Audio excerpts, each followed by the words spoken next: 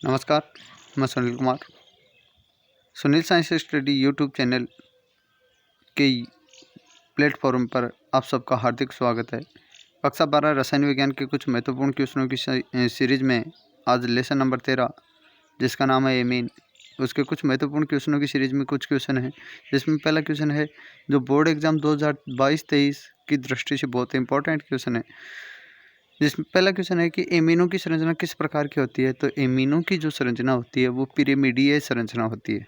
Second question कि ortho-toluene की संरचना बनाइए। टोलुइन की संरचना होती है बेटा कि बेंजीन वाले जो होती है उस पर एक मेथिल ग्रुप और एक ऑर्थो-टोलुइन में एक NH2 ग्रुप यदि जुड़ा हुआ हो तो उसे ऑर्थो-टोलुडीन यहाँ पर कहा जाता है। थर्ड क्वेश्चन कि ट्राइमेथिल एमीन का सूत्र व IUPAC नाम लिखो। तो ट्राइमेथिल में 3 मेथिल ग्रुप यानी कि CH3 ग्रुप के 3 और N के साथ में N जुड़ा हुआ होता है, जिसका IUPAC नाम है यहाँ पर NN dimethyl methane amine. Fourth question है कि अमोनिया अपघटन अभिक्रिया के लिए एल्किल हैलाइडों की क्रियाशीलता का क्रम क्या है। तो आयोडीन है वो सबसे ज़्यादा क्रियाशील, ब्रोमीन उससे कम क्रियाशील और क्लोरीन है वो सबसे कम क्रियाशील यहाँ पर होता है। फ्लोरीन उससे कम क्रियाशील यहाँ पर माना जाता है। तो इसको याद करने का तरीका यदि अपन देखें तो जो भी अपने हेलोजन है उसमें फ्लोरीन, क्लोरीन, ब्रोमीन और आयोडीन है, वो उसमें फ्लोरीन है उसकी विद्युत ऋणात्मकता सबसे ज़्यादा होती है, बल्कि आयोडीन की विद्युत ऋणात्मकता सबसे कम होती है। जो आयोडीन है वो यहाँ पर अमोनिया अपघटन के लिए सबसे ज़्यादा क्रियाशील यहाँ पर पाया जाता है। पांचवा क्वेश्चन कि समावयवी एमीनों के क्वथनांकों का बढ़ता हुआ क्रम लिखो।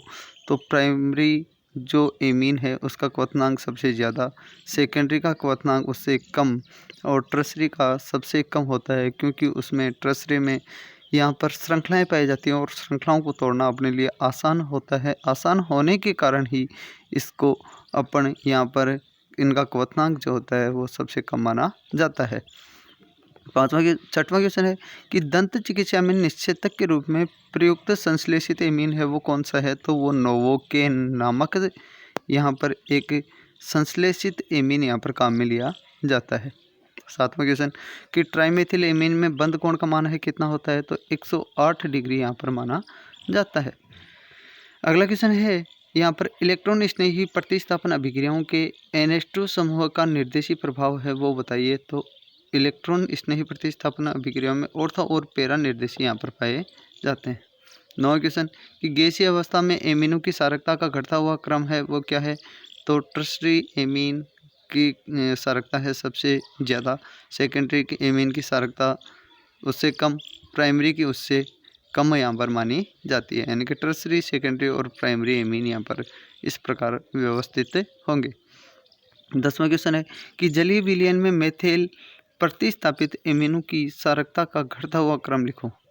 तो सारकता घटता हुआ यदि देखें तो टर्सरी सेकेंडरी जो है यहाँ पर ये क्रम दे रखा है। CH3 का होल ट्वाइस NH वो सबसे ज़्यादा सारक है, CH3 NH2 उससे कम सारक है, CH3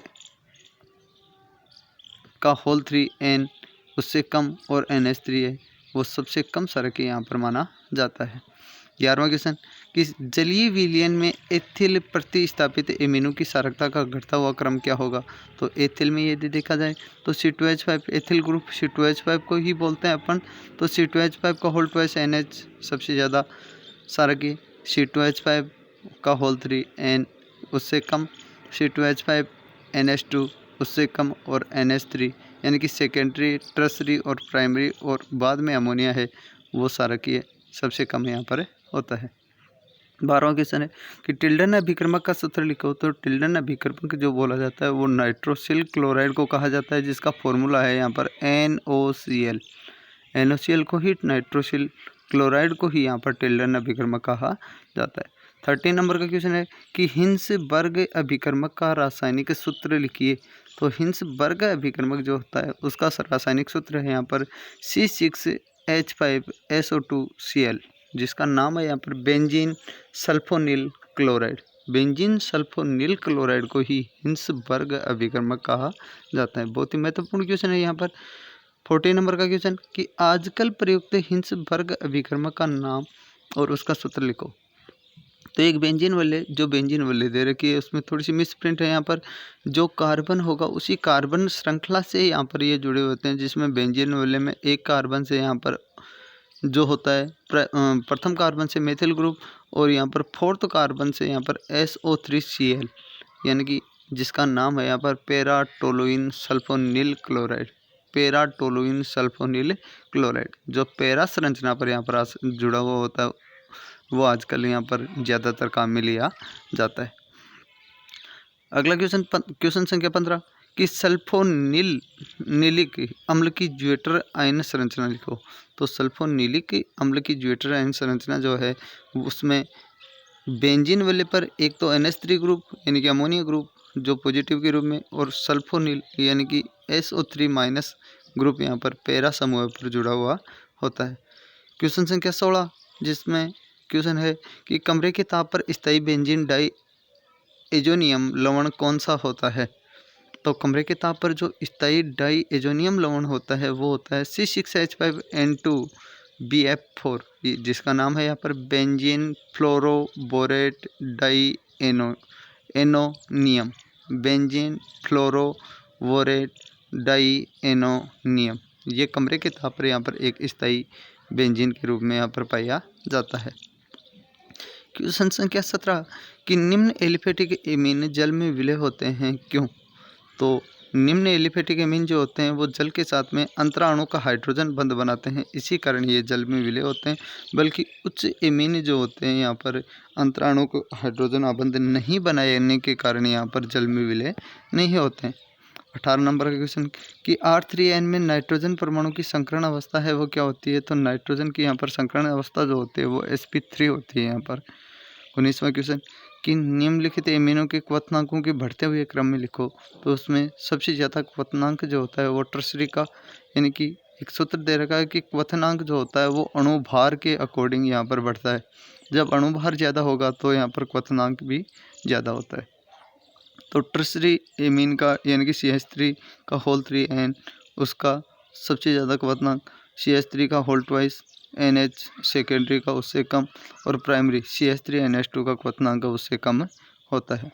क्वेश्चन संख्या 20 कि जल में विलेयता के बढ़ते क्रम में लिखिए, यानी कि इनमें से कौन है सबसे ज़्यादा विलय होगा और कौन सबसे कम यहाँ पर विलय होता है।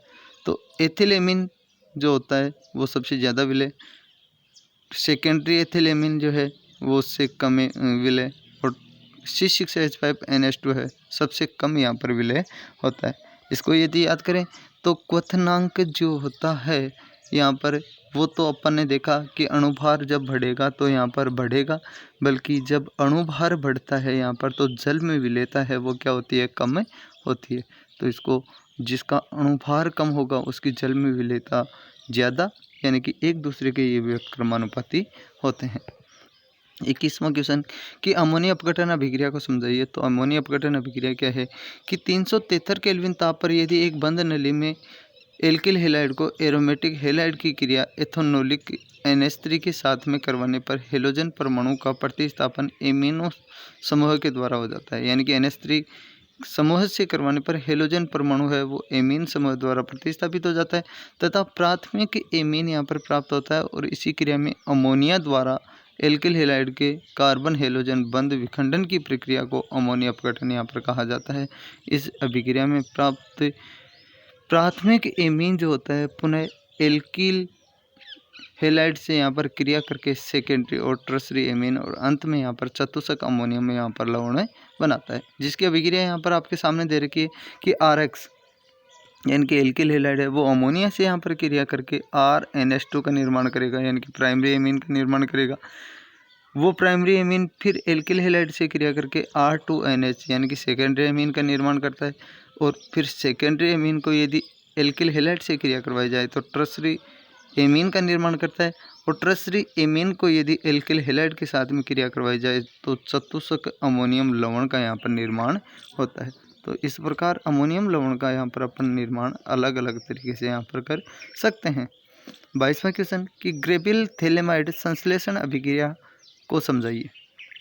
तो ग्रेबिल थैलेमाइड अभिक्रिया है उसके द्वारा यहाँ पर प्राथमिक एमीन का यहाँ पर निर्माण होता है, जिसकी अभिक्रिया नीचे दे रखी है कि थैलेमाइड को पोटेशियम हाइड्रोक्साइड KOH के साथ में क्रिया करवाने पर एक मध्यवर्ती उत्पाद जिसमें जो NH ग्रुप था उस NH में से हाइड्रोजन का प्रतिस्थापन पोटेशियम यहाँ पर कर देता है और NK का निर्माण होता है। उसको RX एल्किल हैलाइड के साथ में करवाने पर, यहाँ क्रिया करवाने पर N एल्किल थैलेमाइड का निर्माण होता है।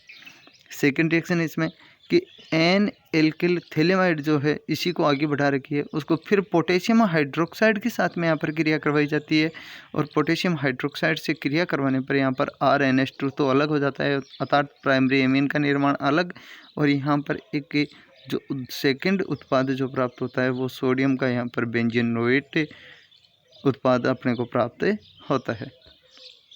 अर्थात इस अभिक्रिया के द्वारा एनिलीन का संश्लेषण नहीं किया जा सकता। क्यों?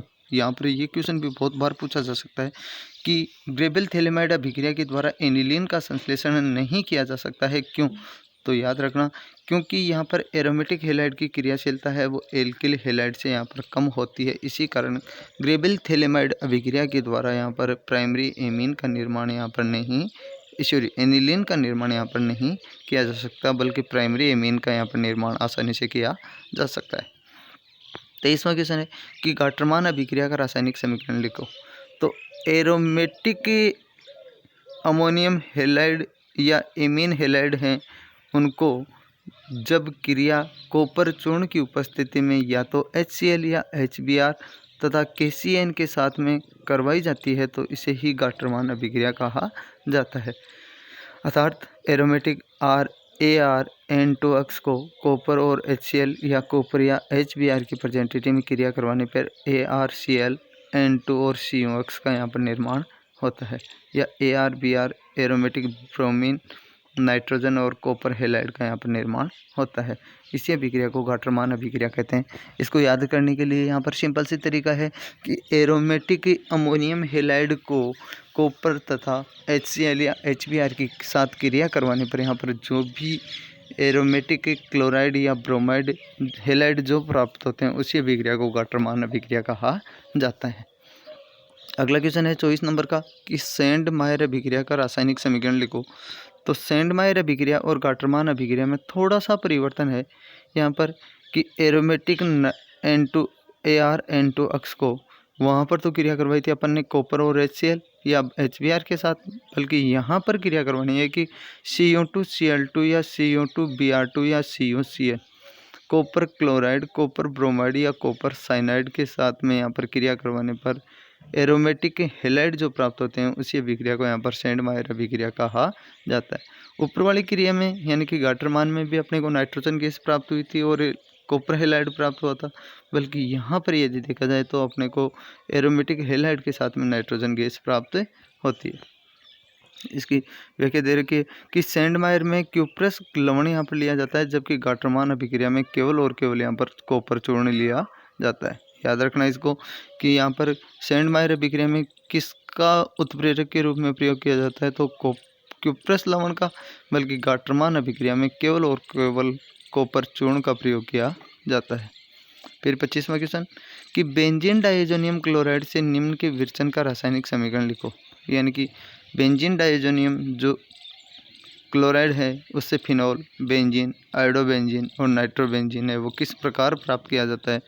तो बेंजीन डाइएजोनियम क्लोराइड को जल के साथ में क्रिया करवाने पर यहाँ पर फिनॉल का निर्माण अर्थात C6H5OH के साथ में नाइट्रोजन और HCl गैस का यहाँ पर निर्माण होता है।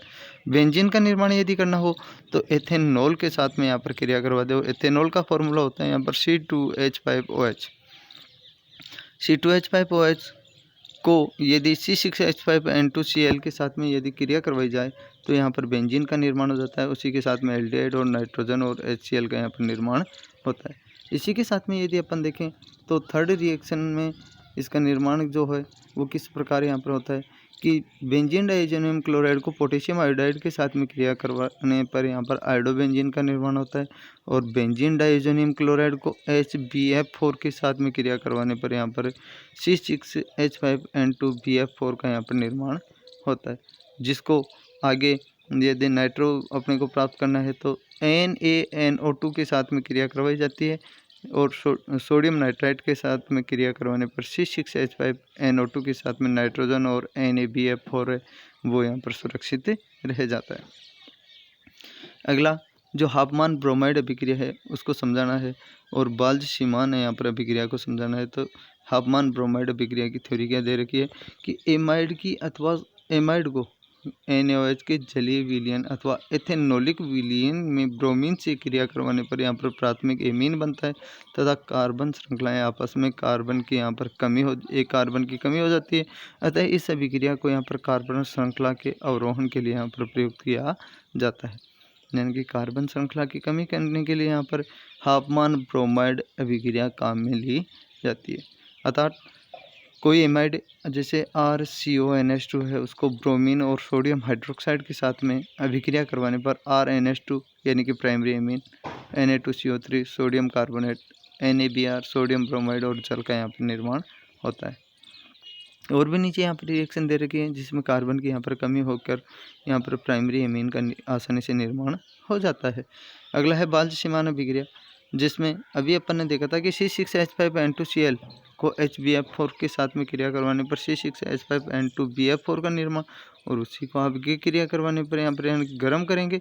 गर्म करने के फलस्वरूप यहाँ पर BF3 बाहर निकल जाएगा और C6H5F यानी कि फ्लोरोबेंजीन का यहाँ पर आसानी से निर्माण होता है। उसी अभिक्रिया को अपन बाल्ज-सीमान अभिक्रिया कहते हैं।